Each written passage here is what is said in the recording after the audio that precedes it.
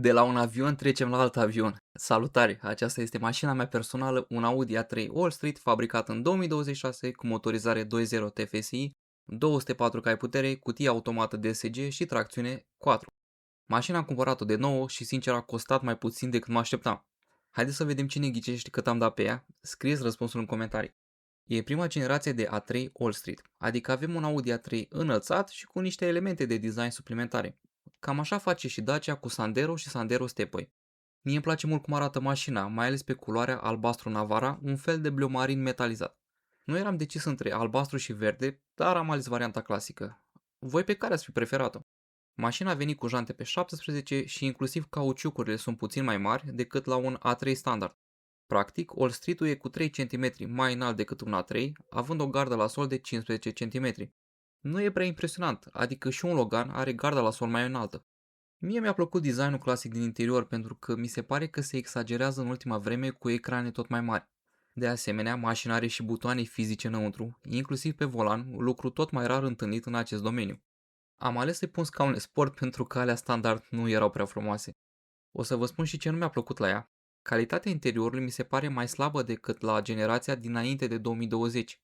Practic, interiorul are materiale mai bune decât într-o Skoda Octavia sau Golf și la egalitate cu Ford Focus ST-ul pe care l-am avut anterior. Și dacă tot mă plâng de chestii, portbagajul e cam cât la o Dacia Sandero pentru că tracțiunea 4 mănâncă din spațiu. Realist vorbind, înăuntru vor încăpea bagajele pentru maxim 3 persoane. Hai să o conducem pentru că aici e surpriza plăcută. Este extrem de versatilă. Dacă vrei să mergi sportiv, stă bine pe curbe și accelerează rapid. Dacă vrei să mergi relaxat, absorbe bine gropile și e bine antifonată. Reușește să facă 100 în 6,4 secunde. Apoi consumul e exagerat de bun pentru un astfel de motor. Eu am făcut 10.000 de kilometri cu ea și am avut un consum de 6,4 litri la 100 de kilometri. Dar trebuie să menționez că am mers în mare parte pe drumuri județene cu o viteză de 60-80 de km la oră. Înainte să vă spun de ce am cumpărat mașina, vă anunț că pe 15 august voi intra live de la ora 20 pentru a face giveaway cu un Samsung Galaxy A57.